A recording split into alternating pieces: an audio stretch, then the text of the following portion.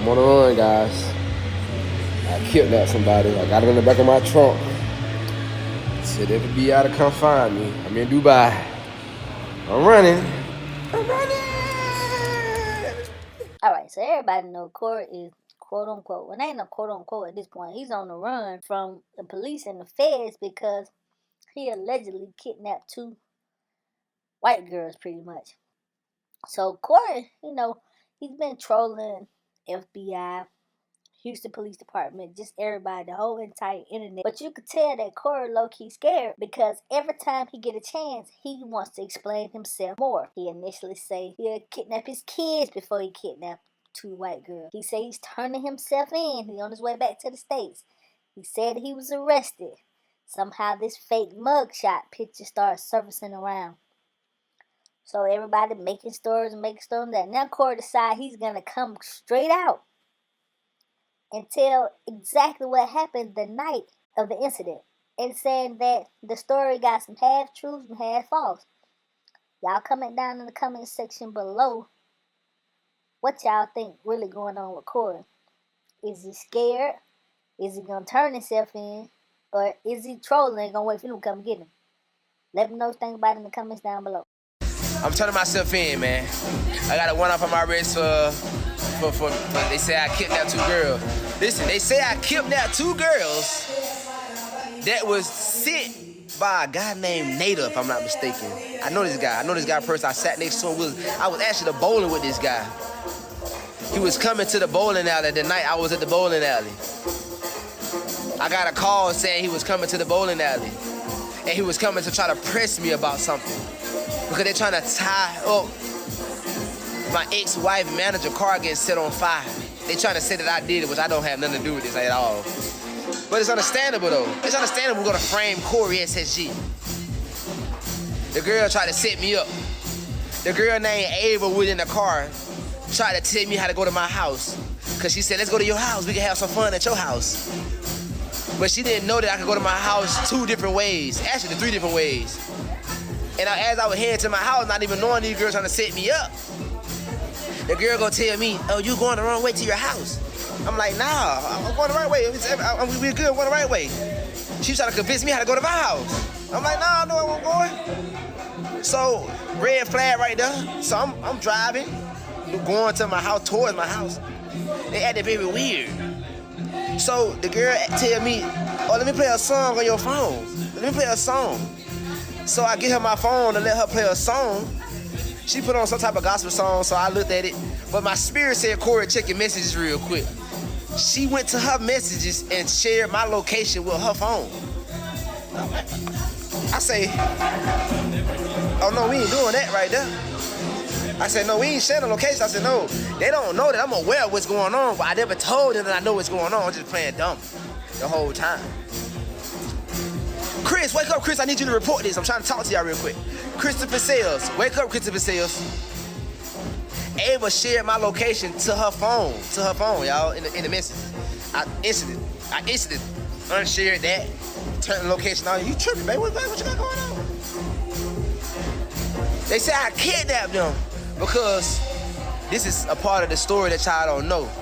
As I'm driving towards Katy, I was finna take them to the police station, nigga. That's where I was gonna go.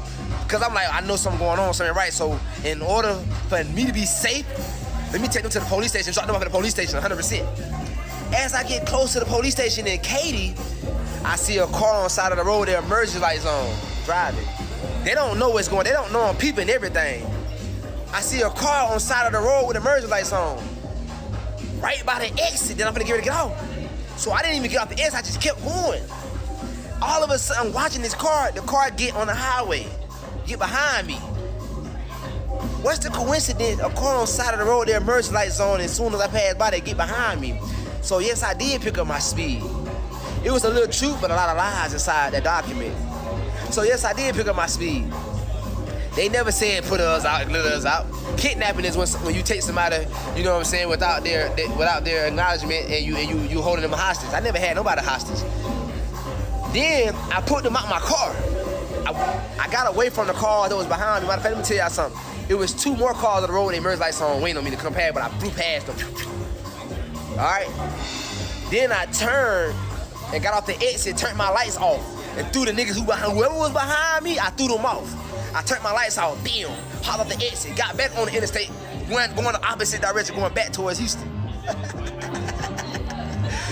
God said, do not mess with none of his anointed ones. Don't let this shit go over y'all head. So I turned my lights off, get on the alleyway, I go back the other way, lights off, so the people who were behind me can't see me.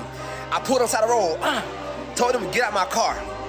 I never said this y'all last opportunity, thank you for the gift. It's a lot of shit in that document that's lies, that's made up. Of course, a lot of y'all don't believe it. I told them to get out my car, I said, get out my car. I made them get out. Get out my car, and I peeled off. I'm gone, because I'm knowing what's going on. In the video that I just showed y'all, that I told y'all, I vlogged everything because I knew I was going to have I was going to need my evidence, because if something happened, that I got to make sure that these folks know that I ain't bullshitting. So that's why I vlogged it. If I kidnap somebody, what the fuck I'm going to vlog everything and show proof of everything? It don't make sense. Only dumb black people that's full of negativity are going to believe the lies. Because that's what a lot of you black people love, negativity, because it sells, and y'all is floating on low vibration. I'm going to say that again. Only a lot of you dumb black people are going to believe the lies. Anyways, I know y'all don't like the sound of that. So everybody already know, December 31st, 2024, De'Ara filed theft, embezzlement, and all those charges on Ken Walker for allegedly stealing from the DK4L brand. That's the easy way to put it. Everybody knows more detailed on relationship, and he cheated and he did all these things that messed up the brand. And he left her stuck with tax bills and didn't pay her for the payoff of their Tesla truck. You heard all the different stories. You heard them come different ways. That's my way. Anyway, so after that, Ken decided he's going to tell his part like, it wasn't like that. It happened this way. Nobody ever said anything to me. And I'm just now hearing about it in 2024 when this happened in 2022. Let's go and address a couple things. Number one, the $40,000 regarding the car. Came to the end agreement after we had a number of conversations about it. You keep the car, we break even on the loan. The car's valued at like $43,000. The loan's $40,000. We break even. Boom. Never heard about it since. You got a bill of sale. You've got the title to the car, everything. Cool. That was it. Regarding the bank account, again, extensive text messages regarding this. We had a phone call after all our conversations, December 12th at 4 p.m., I think in 2022 this was. Again, this is in text messages. We had a number of conversations on it. People on your team said, hey, you follow this personal income, pay the taxes on it. Cool. Never talked about it since.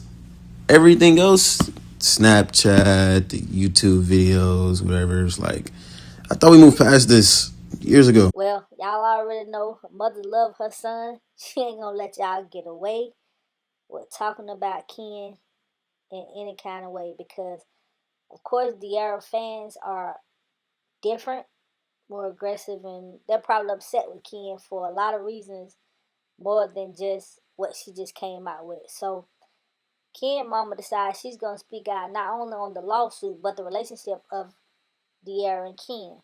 She basically saying that the relationship been over. That De'Ara moved on publicly or in front of his face before he actually moved on in front of her face, although he was caught for cheating. I do know that back years ago, my son asked me to come to a birthday party gathering, and because the ex was parading a new friend around him constantly at this time. And I couldn't quite understand why he was so insistent or persistent for me to come. And I did go. And of course, this new friend was there. And I was shocked more than anything, as I can say. And I told my son that day that you need to stop deceiving yourself, the public, and your health mentally for money. Money is not worth your happiness. Money is not worth your freedom. Money is not worth anything to anyone if you're not happy. So if you felt that you were deceiving the public by continuing to do the things that you were doing, then it was best to walk away, which occurred. Walked away, quiet, never said anything. Two sides to every story. And she said he never brought that stuff home. But anyway, I want y'all to listen to what she had to say and let me know how you feel about it in the comments down below. She said let the courts handle what they gonna handle. And she thinking that somebody pretty much did something to her son because they was fans of De'Ara. But y'all tell me how y'all feel about these situations in the comments down below. And just do hit that like button, comment, subscribe. I'm out. A lot of you know I am a young mother has a son that's going through a lot right now based on just a character attack, I feel, based on his reputation. I've remained quiet, but I am getting more and more concerned about my son's safety as well as his health. That I just can't quite seem to understand. For years, he's remained quiet. He walked away from a relationship and he has attempted to move on with his life, remained quiet, not said anything about anything. But 2025 started out as a, wow, I can't believe this. But it's concerning because I'm concerned about my son's safety, just as any other mother would be. As I stated, and I'll say it now, that if there's anything that he owes, then we'll let the courts decide that. But I do know that my son and some acquaintances went on a trip to Mexico, and out of all the peoples that was there, my son came home ill and was in the hospital. I was there, and to this day, the doctors can't tell us what happened to him.